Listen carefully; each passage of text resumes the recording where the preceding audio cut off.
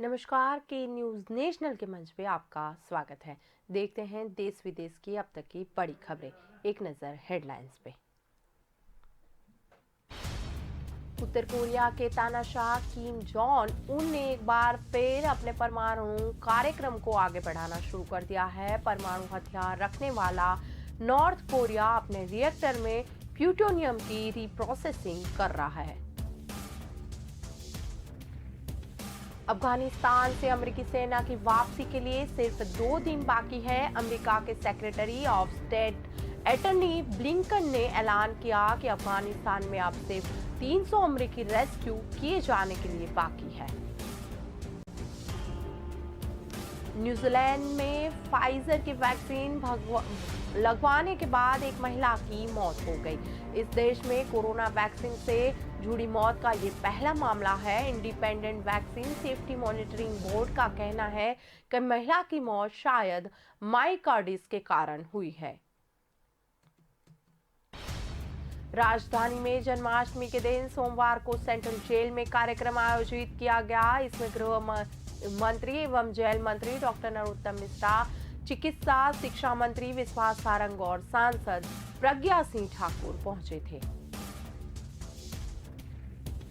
दिल्ली में दिवंगत बलराम जी दास टंडन व्याख्यान माला के अंतर्गत राष्ट्रीय सुरक्षा के विषय पर बोलते हुए रक्षा मंत्री राजनाथ सिंह ने देश की सुरक्षा को लेकर बड़ी बातें कही। उन्होंने कहा कि कश्मीर में बचा हुआ आतंकवाद भी समाप्त होकर रहेगा।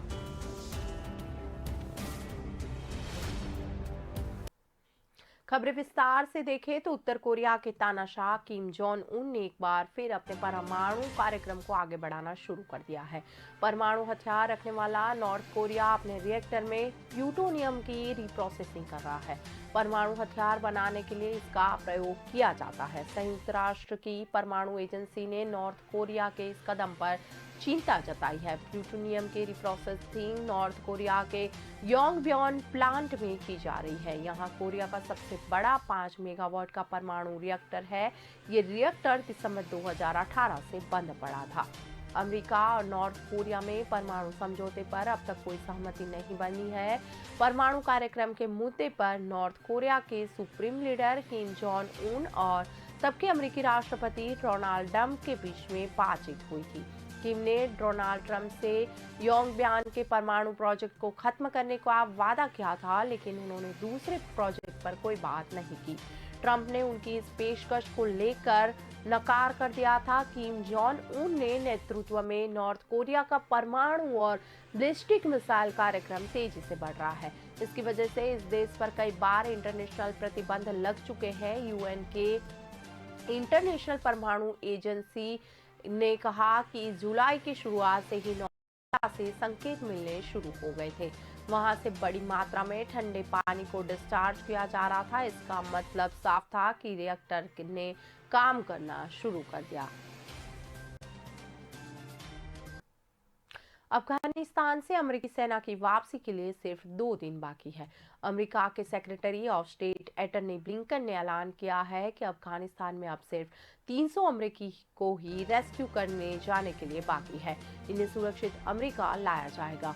अमेरिकी राष्ट्रपति के राष्ट्रीय सुरक्षा सलाहकार जैक सुलिवान ने कहा कि तालिबान 31 अगस्त के बाद भी लोगों को अफगानिस्तान छोड़कर जाने देगा। उन्होंने कहा कि तालिबान ने हमें इस बात का वादा किया है और हम इस स्थिति में हैं कि तालिबान को उन वादों को पूरा करना पड़ेगा। सिल्वन ने कहा कि अमेरिका में इतनी क्षमता है कि वह बिना अफगानिस्तान में मिलिट्री तैनात किए वहां आतंक को कुचल सके। उन्होंने कहा कि अफगानिस्तान में इन 300 लोगों ने हमें बताया है कि अफगान छोड़ना चाहते हैं। हम तेजी से काम कर रहे हैं ताकि उन्हें एयरपोर्ट तक लाया जा सके, प्लेन में बिठाया जा सके और अफगानिस्तान के बाहर सुरक्षित तरीके से निकाला जा सके। 31 अगस्त की डेडलाइन खत्म होने वाली है। कुछ अमेरिकियों ने फिलहाल अफगानिस्तान में रुकने का फैसला किया। ब्लिंकन ने भरोसा दिलाया है कि इन लोगों को अफगानिस्तान में ज्यादा समय के लिए नहीं छोड़ा जाएगा। सरकार के पास इन्हें सुरक्षित लाने की व्यवस्थाएं हैं। उन्हें पाकिस्तान की तरफ से भी सुरक्षा प्रदान की जाएगी। न्यूजीलैंड में फाइजर की वैक्सीन लगवाने के बाद एक महिला की मौत हो गई।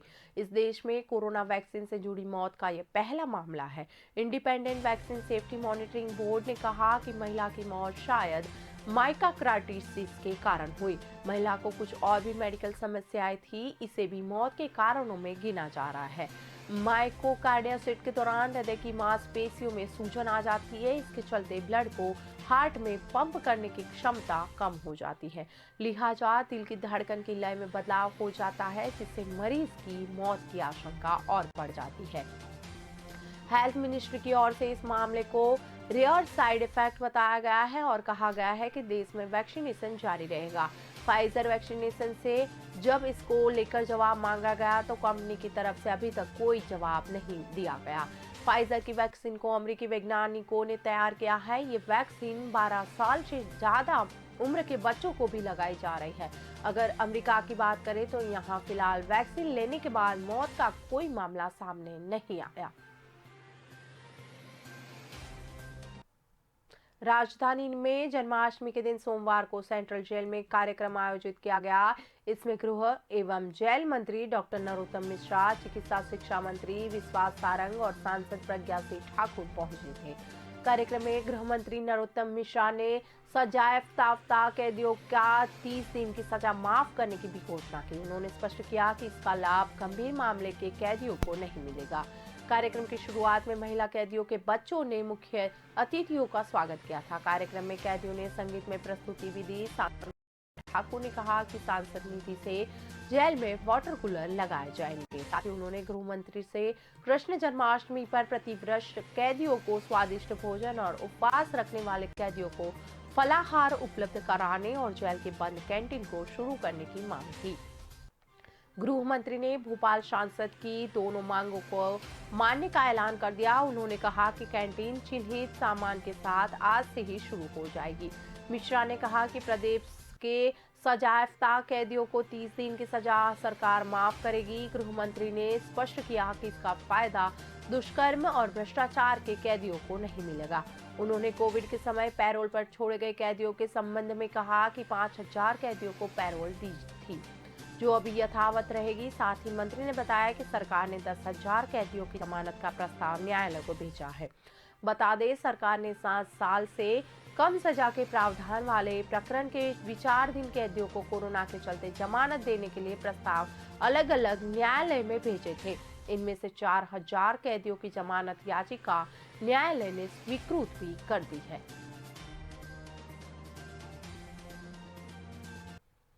दिल्ली में दिवंगत बलरामजी दास टंडन व्याख्यान माला के अंतर्गत राष्ट्रीय सुरक्षा के विषय पर बोलते हुए रक्षा मंत्री राजनाथ सिंह ने देश की सुरक्षा को लेकर बड़ी बातें कही। उन्होंने कहा कि कश्मीर में बचा हुआ आतंकवाद भी समाप्त होकर रहेगा। यह विश्वास इसीलिए है क्योंकि अनुच्छेद 317 35A के चलते अलगतावादी ताकतों को जो ताकत मिलती थी वह अब खत्म हो गई। रक्षा मंत्री ने कहा कि पाकिस्तान समर्थित आतंकवाद का मॉडल भारत में ध्वस्त हो रहा है। हालांकि कुछ वर्षों में उन्होंने सीमा पर सीजफायर उल्लंघन बढ़ा दिए हैं। सुरक्षा बलों से उन्हें हमेशा मुंह तोड़ जवाब मिला है। पाकिस्तान को समझ आने लगा है कि सीजफायर उल्लंघन से भी उनको कोई खास लाभ नहीं मिलने वाला। राजनाथ सिंह ने और कहा कि पड़ोस के अफगानिस्तान में जो कुछ भी घटित हो रहा है वह सुरक्षा की ये नए सवाल खड़े कर रहा है। वहां के हालातों पर हमारी सरकार लगातार नजर बनाए हुए है। हम प्रत्येक नागरिकों को सुरक्षित देश वापस लाएंगे। राजनाथ सिंह ने और कहा कि प्रधानमंत्री मोदी के नेतृत्व में सरकार ने सेनाओं को यह स्पष्ट बता रखा है कि LAC पर किसी भी एक तरफा कार्रवाई को नजरअंदाज नहीं किया जाना चाहिए। गलवान में उस दिन भारतीय सेना ने यही किया और पूरी बहादुरी से चीनी सैनिकों का मुकाबला किया था और उन्हें पीछे जाने पर मजबूर किया। रक्षा मंत्री ने आगे कहा कि गलवान की घटना को 1 वर्ष बीत चुका, मगर जिस शौर्य पराक्रम और साथ में संयम का परिचय भारतीय सेना ने दिया है वह अतुल्य है और आने वाली पीढ़ियां भी उन जांबाज सैनिकों पे गर्व करेगी।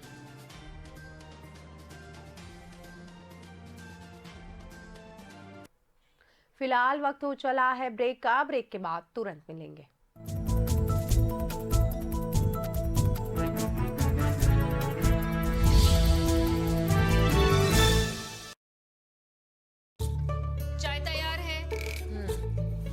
चेंज करके आती हूँ। मैं चेंज करके आती हूँ। मैं चेंज करके आती हूँ। लायरा का नया कलेक्शन बहाने कम पड़ जाएंगे, पर स्टाइल्स नहीं। Lyra, time to style.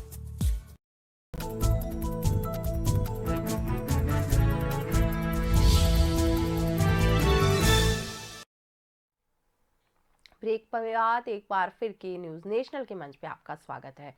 Bihar में बेटी बचाओ अभियान की तस्वीर धुंधली पड़ती नजर आई। इस अभियान की पोल सीएम नीतीश कुमार के सामने पीड़ित मां ने खोली है। 11 महीने से बेटी के हत्यारों की गिरफ्तारी के लिए दौड़ रही मां ने सीएम से कहा कि पुलिस पैसा लेकर आरोपियों की मदद कर रही है। पंडारक के रहने वाले जेडीयू के पूर्व प्रखंड अध्यक्ष स्वर्गीय शांति मोहन शर्मा की पत्नी सेवांती देवी ने बेटी की हत्या और पुलिस की करतूत की पोल सीएम के सामने खोल के रख दी। सीएम ने मामले को गंभीरता से लिया और डीएम पटना डॉक्टर चंद्रशेखर सिंह से इस पूरे मामले का रिव्यू करने को भी कहा है। जेडीयू के पंडारक प्रखंड अध्यक्ष रहे स्वर्गस्थ शांति मोहन शर्मा की 3 बेटियों में से सबसे छोटी आराधना घर की लाडली थी। वर्ष 2015 में आराधना की शादी बेगूसराय के नगर थाना क्षेत्र के रहने वाले व्यापारी मनीष के साथ धूमधाम से की गई। मनीष 8 बहनों में सबसे छोटा और इकलौता भाई है। शादी के बाद से ही ससुराल वाले खुशी को काफी प्रताड़ित करते थे। जब पिता जिंदा थे तो वह उन्हें बताती थी, कई बार पंचायत भी हुई थी, लेकिन इसके बाद भी ससुराल वाले नहीं बदले। वर्ष 2016 में शांति मोहन शर्मा बेटी के ससुराल पहुंचे और सीजीएम कोर्ट में केस करने के लिए प्रार्थना पत्र तैयार किया। इस बात की जानकारी पर ससुराल वालों ने माफी मांगी थी। इसके बाद मामला फिर शांत हो गया, लेकिन शांति मोहन शर्मा बेटी को लेकर काफी चिंतित रहते। कुछ ही दिन पहले बेटी की चिंता में उन्हें दिल का दौरा पड़ा और मौत हो गई। घटना के बाद सीएम नीतीश कुमार भी शांति मोहन शर्मा के घर पर पहुंचे थे। पिता की मौत के बाद खुशी के ससुराल वाले कुछ दिन शांत थे, लेकिन 2020 में फिर उसे प्रताड़ित करने लगे थे।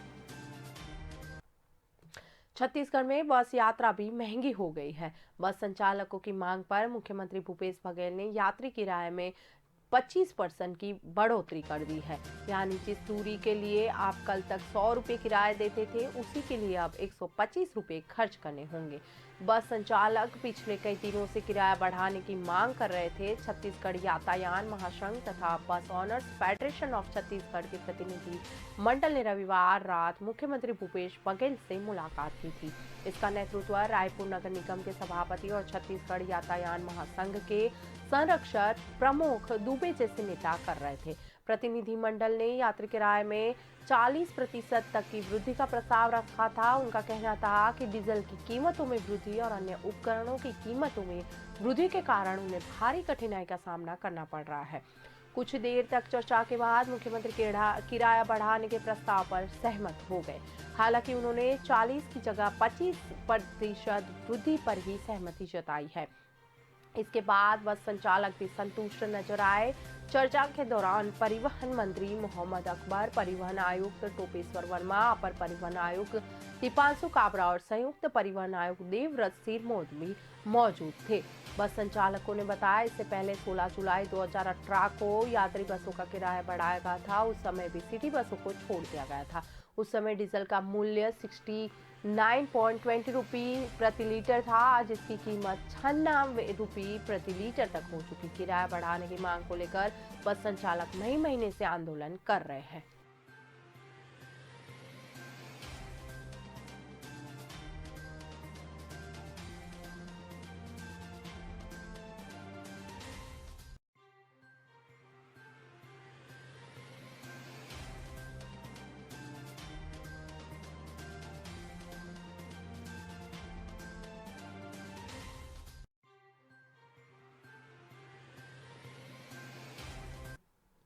पश्चिम बंगाल में चुनाव के बाद हुई हिंसा की जांच का विरोध भी चुनावी अंदाज में किया जा रहा है।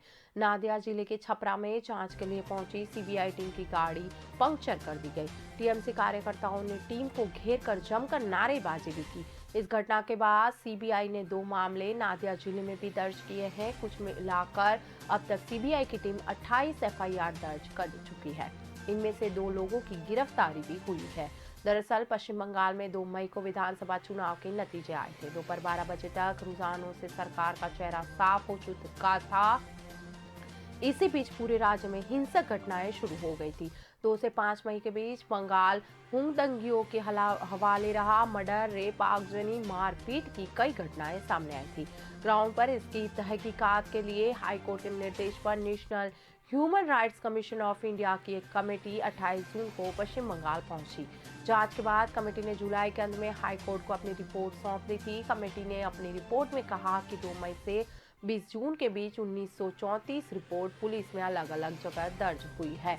इनमें 29 मामले मर्डर के, 12 रेप और शारीरिक प्रताड़ना और 940 लूट और आगजनी के हैं। बीजेपी ने दावा किया कि हिंसा में उसके 42 कार्यकर मारे गए, हजारों के घर छोड़कर भागना पड़ा था। तृणमूल ने भी 15 से ज्यादा अपने कार्यकर्ताओं की मौत का दावा किया। सुप्रीम कोर्ट और हाई कोर्ट में इसके लिए अलग अलग याचिकाएं भी हाजिर की गई थी। हिंसा में मारे गए लोगों के परिजनों ने कोर्ट से सीबीआई जांच की मांग की थी। सुप्रीम कोर्ट ने मामले की सुनवाई चल रही है। इसी बीच कोलकाता हाई कोर्ट ने 19 अगस्त को जांच की जिम्मेदारी सीबीआई को सौंप दी। देश में रविवार को 43,354 कोरोना के नई रिपोर्ट पॉजिटिव आई। इसी दौरान 43,000 लोग ठीक हुए। 527 की संक्रमण की वजह से मौत हुई है। इस तरह एक्टिव केस यानी इलाज करा रहे मरीजों की संख्या में 7,900 की बढ़ोतरी दर्ज की गई। केरल में हालात भयावह बनते हुए हैं। यहाँ बीते दिन 29,000 केस आ रहे हैं। मरीजों की मौत हुई। वहीं हिमाचल प्रदेश देश का पहला राज्य बन गया जहां 18 साल से ज्यादा उम्र वाले 100% लोगों को वैक्सीन का कम से कम 1 डोज लग चुका है। इसी के साथ ही पिछले 7 दिनों से देश भर में पॉजिटिविटी रेट बढ़ता नजर आ रहा है। 23 अगस्त को ओवरऑल पॉजिटिविटी रेट 1.3 था, जो कि 19 अगस्त तक बढ़कर 2.9% हो गया है। हरियाणा के करनाल में महापंचायत के जरिए किसान नेताओं ने सरकार को जमकर घेरा। किसानों पर पुलिस के लाठीचार्ज को लेकर धोरंडा अनाज मंडी में हजारों किसान जुटे। सभी ने हरियाणा सरकार पर निशाना साधते हुए कार्यवाही में शामिल टीम के खिलाफ सख्त कार्यवाही की मांग कही। भारतीय किसान मजदूर यूनियन के प्रदेश अध्यक्ष सुरेश कौथ ने कहा कि हरियाणा के मुख्यमंत्री मनोहर लाल को इसीलिए वोट दिए थे कि वह केंद्र में जाकर किसानों की बात रखेंगे, इसीलिए नहीं कि किसानों पर केस दर्ज किए जाएंगे। कौथ ने कहा कि दुष्यंत चौटाला को किसानों ने वोट इसलिए दिए थे कि वह किसानों के पक्ष में खड़े होंगे, न कि भाजपा की गोदी में बैठ जाएंगे। केस दर्ज करने हैं तो किसानों का नेतृत्व करने वाले किसान नेताओं पर दर्ज किए जाए, न कि आम किसानों पर। पंजाब के किसान नेता सतनाम सिंह ने कहा कि 22 साल के जवान किसान की मौत का बदला जरूर लिया जाएगा।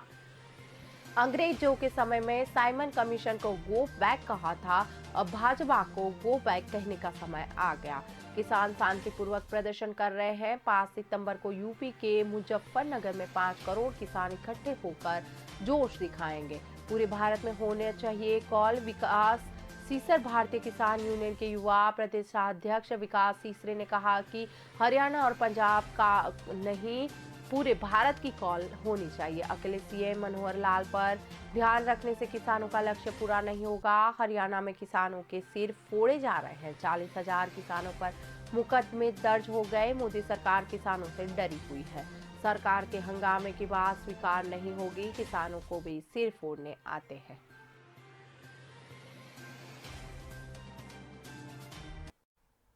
अभी वक्त हो चला है ब्रेक का। ब्रेक के बाद फिर मिलते हैं। પ્રજાના પ્રાણ પ્રશ્નોને વાચા આપે છે કે ન્યૂઝ। વાત ગામડાની હોય કે ખેડૂતના ખેતરની, કૃષિ બજારની હોય કે મોંઘવારીના માર્ગની, મહિલાની મૂંઝવણ હોય કે નાના વેપારીના મનની ગૂંચવણ, વિદ્યાર્થીની વાત, પ્રજાને મૂંઝવતી તમામ વાત એટલે જનતાની વાત। ઉઠાવો ફોન અને ડાયલ કરો। જે ન્યૂઝ રજૂ કરશે જનતાની વાત, જનતાના મુખે। દર રવિવારે સાંજે 7:30 થી 9:30 મેરેથોન માહિતી રજૂ કરતો ફોન ઇન કાર્યક્રમ જનતાની વાત।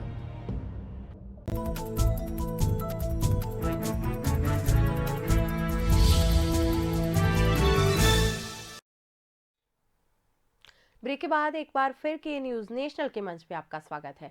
अलवर के बानसूर के बहराम का बास गांव में रात 12 बजे शराब के ठेके पर बाहर खड़ी 2 कारों पर पेट्रोल छिड़क कर आग लगा दी गई, जिससे दोनों कारें जलकर खाक हो गई। पूरी वारदात सीसीटीवी कैमरे में कैद हो गई। सुबह पुलिस ने मौके पे आकर देखा था। शराब के दुकानदारों ने पुलिस में रिपोर्ट दी थी। अज्ञात के खिलाफ मामला दर्ज कर जांच शुरू की गई। सीसीटीवी कैमरे देखने के बाद पता चला कि 2 युवक बाइक पर आए थे, जिन्होंने मुंह को शर्ट से ढका हुआ था। हाथ में पेट्रोल की बोतलें थी। आते ही कारों के आगे के हिस्से पर पेट्रोल डाला था। मुश्किल से 5 सेकंड में ही कार को जला दिया गया। इसके बाद युवक जिधर से आए उधर ही फरार हो गए। रात के 2 बजे आकर कारों को आग लगाने की वारदात से शराब के ठेकेदार ही नहीं बल्कि आम लोगों में भी विरोध है। इस तरह खड़ी कारों को जलाने वाले आरोपी पकड़े नहीं गए और आगे ही ऐसी घटनाएं हो सकती है। हालांकि पुलिस का कहना है कि अभी सीसीटीवी देखने के बाद आगे की जांच करनी पड़ेगी। जल्द ही आरोपियों की गिरफ्तारी की जाएगी। ठेकेदारों से भी पूछा जाएगा ताकि संदिग्धों तक पुलिस पहुंच सके। लखनऊ में उत्तर प्रदेश सचिवालय बापू भवन के 8वें फ्लोर पर आईएएस ऑफिसर रजनीश दुबे के निजी सचिव विश्वंभर दयाल ने खुद को गोली मार ली। गंभीर हालत में उन्हें लोहिया अस्पताल में ले जाया गया है। यहां दुबे के परिजन भी पहुंचे हुए हैं, लेकिन उन्होंने मीडिया से दूरी बनाई है। आईएएस रंजीश दुबे का कहना है कि विश्वंभर उनके साथ बीते 9 सालों से काम कर रहे थे। वे बहुत ही सौम्य स्वभाव के हैं। वे खुद भी नहीं समझ पा रहे कि ऐसा कैसे हुआ। उधर पुलिस के लिए सबसे बड़ा सवाल ये है कि सचिवालय में हथियार कैसे पहुंचा। पुलिस ने सचिवालय के 8वें फ्लोर के रूम नंबर 824 से पिस्टल और विश्वंभर का मोबाइल बरामद कर लिया।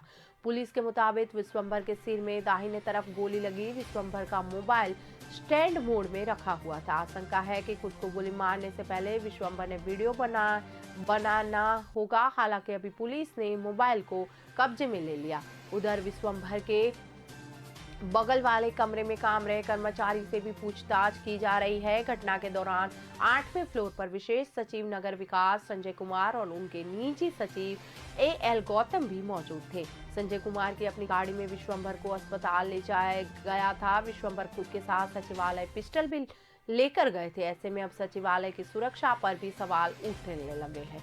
ये भी देखा जा रहा है कि क्या सचिवालय में प्रवेश से पहले कर्मचारी और अन्य लोगों की जांच नहीं होती है।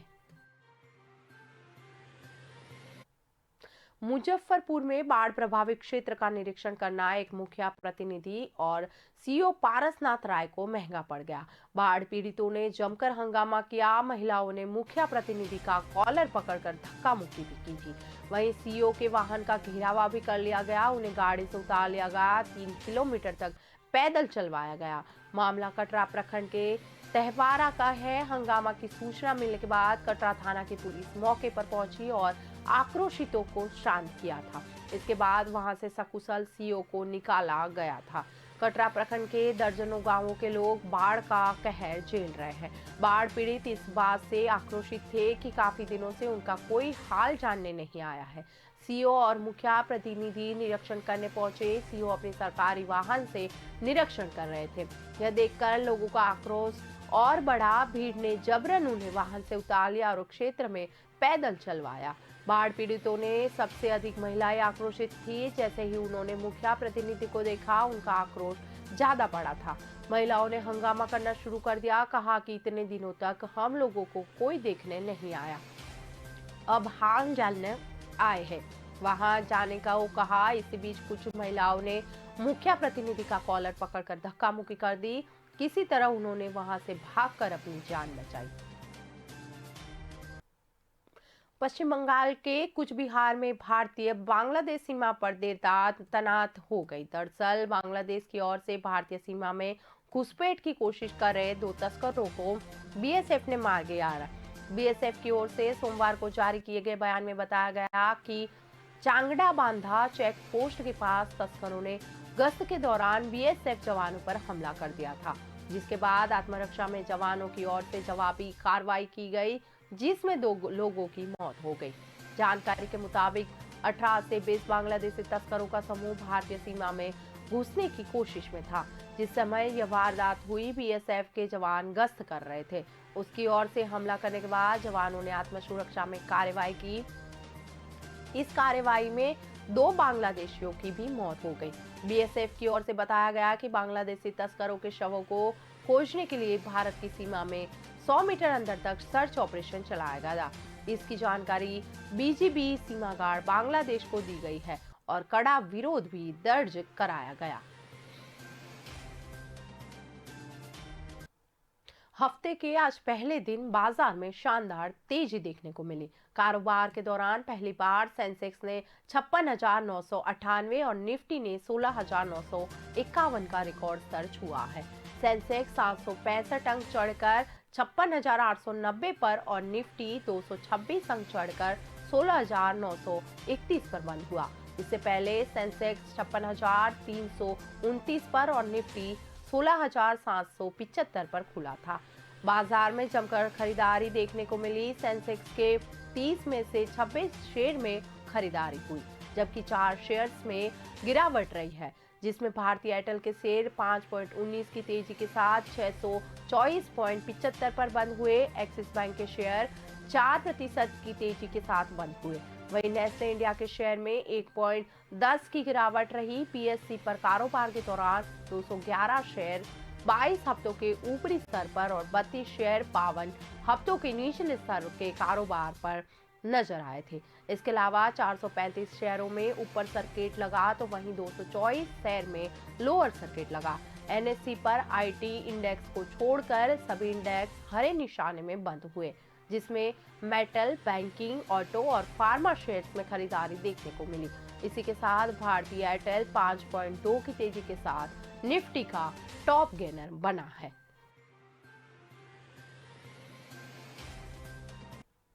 अभी की खबरों में बस इतना ही। ज्यादा खबरों के लिए जुड़े रहें के न्यूज के साथ। नमस्कार।